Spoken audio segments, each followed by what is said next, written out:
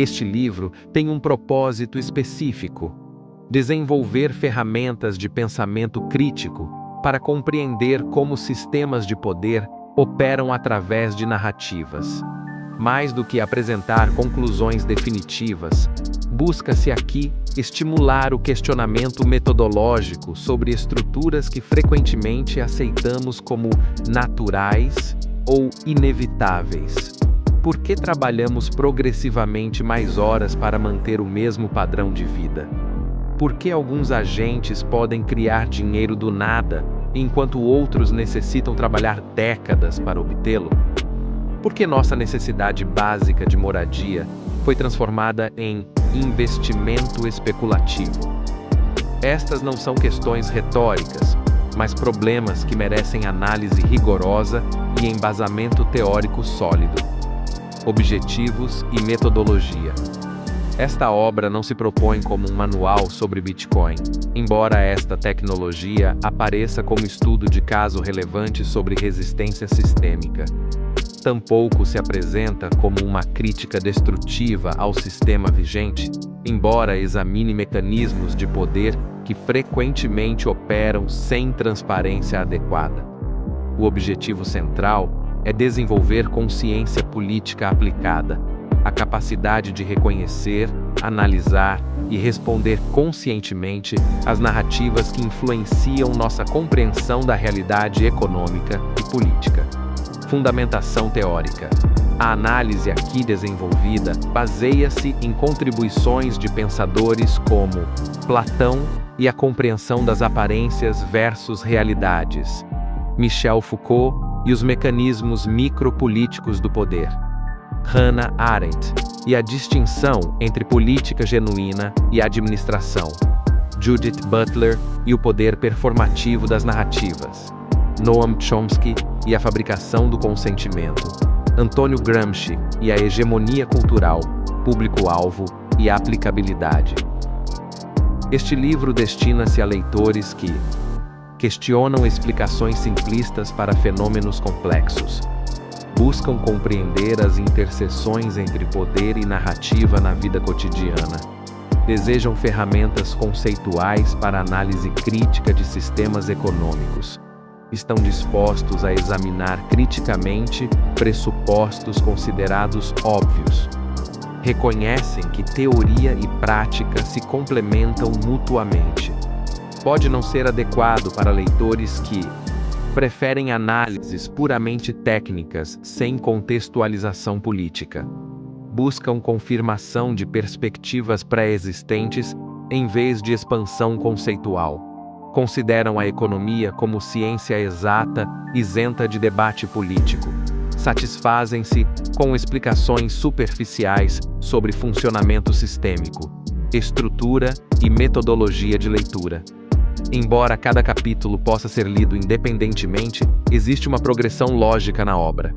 1. Reconhecimento. Identificação de estruturas ocultas. 2. Análise. Compreensão dos mecanismos operantes. 3. Aplicação. Desenvolvimento de respostas conscientes. Cada capítulo inclui uma seção denominada Reflexões Complementares, que oferece reflexões para a aplicação prática dos conceitos, exercícios de observação e análise, conexões históricas e filosóficas relevantes, provocações para aprofundamento pessoal, uma advertência metodológica. Esta obra questiona estruturas que podem parecer normais ou naturais ao leitor. O objetivo não é causar desconforto pelo desconforto, mas demonstrar que muito do que consideramos inevitável é, na realidade, resultado de escolhas políticas específicas.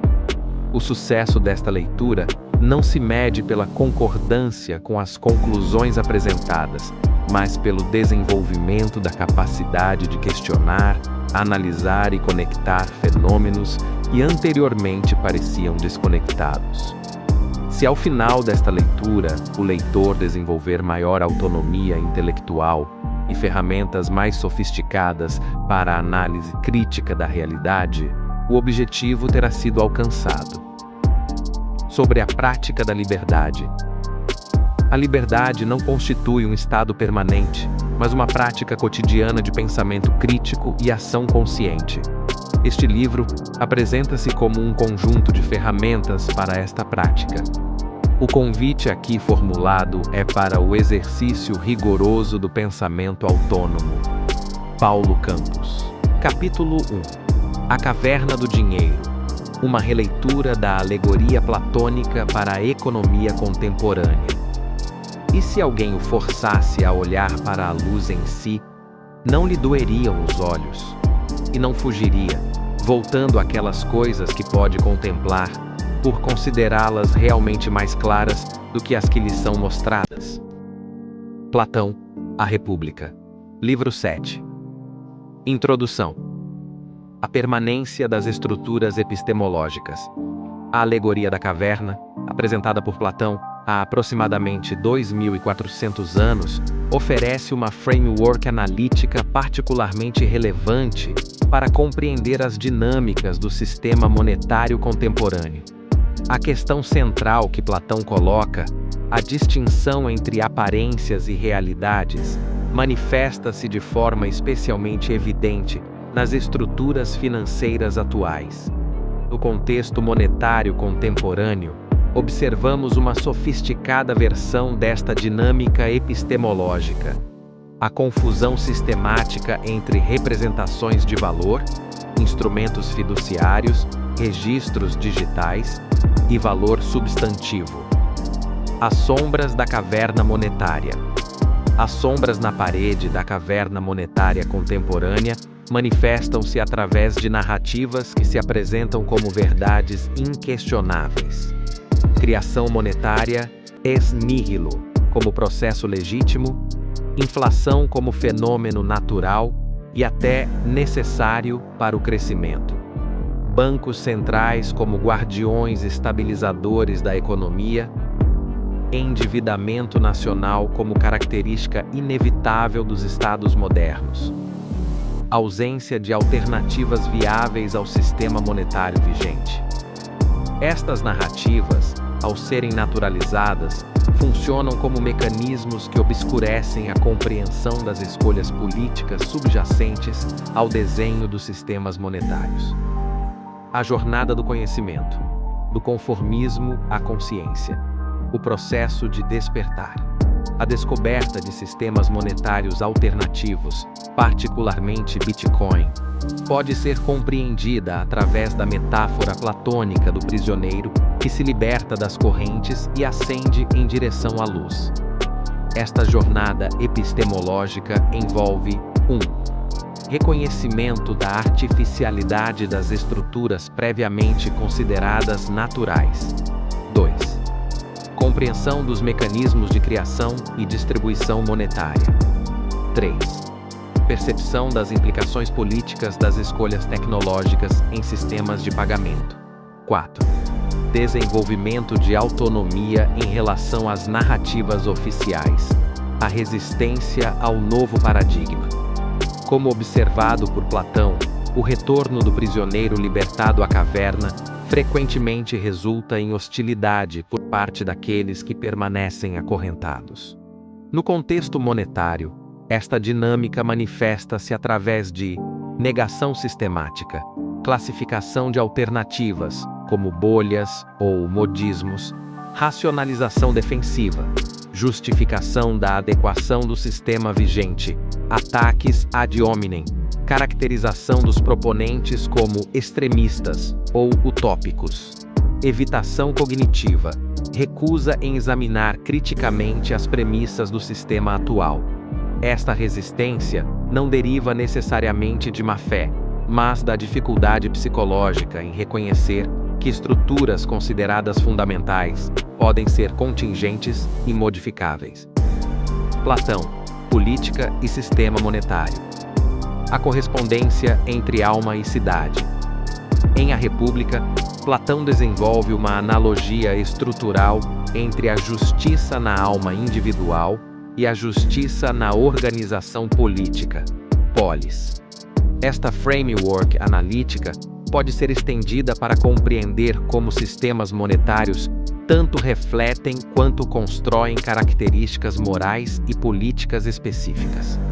Vícios sistêmicos do modelo atual. Um sistema baseado na criação arbitrária de instrumentos monetários tende a incentivar priorização da aparência sobre a substância, especulação sobre produção, preferência temporal distorcida, consumo presente sobre poupança, socialização do endividamento como estratégia normal, financeirização de necessidades básicas como habitação. Estes padrões comportamentais, quando generalizados, produzem o que Platão consideraria um estado de injustiça tanto individual quanto coletiva. Bitcoin e o realinhamento virtuoso. A arquitetura de Bitcoin oferece incentivos que se alinham com as 4 virtudes cardeais identificadas por Platão. 1. Prudência, phronesis. Necessidade de planejamento de longo prazo em contexto de escassez genuína. 2. Temperança, sofrosine. Moderação no consumo quando não há expansão monetária arbitrária. 3. Justiça, dikaiosine. Impossibilidade de favorecimento de grupos específicos através de política monetária. 4. Coragem, Andréia. Assunção de responsabilidade sem proteção de prestamistas de última instância. Implicações pedagógicas. A educação como conversão. A natureza da verdadeira educação. Platão concebia a educação não como transferência de informações, mas como processo de conversão, uma reorientação fundamental da alma em direção ao que é verdadeiramente real. No contexto monetário, esta conversão implica o desenvolvimento da capacidade de questionar pressupostos aparentemente óbvios sobre valor, dinheiro e política. Metodologia da descoberta autônoma. A compreensão genuína dos sistemas monetários não pode ser simplesmente ensinada no sentido convencional, mas deve ser descoberta através de questionamento metodológico das narrativas dominantes, análise histórica das mudanças nos sistemas monetários, compreensão técnica das alternativas disponíveis, reflexão sobre as implicações políticas das escolhas tecnológicas. Este processo de descoberta, sendo necessariamente pessoal, explica por que a conversão ao pensamento crítico sobre sistemas monetários frequentemente encontra resistência.